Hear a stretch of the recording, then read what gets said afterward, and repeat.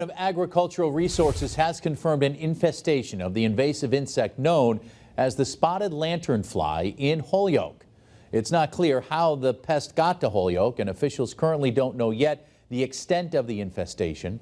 Spotted lanternflies are a pest that attack grapes, maple trees, and many other types of plants. The insects don't bite or sting, but they are a nuisance because they gather in large numbers and cover anything they're on with a sticky, sugary waste product that's known as honeydew.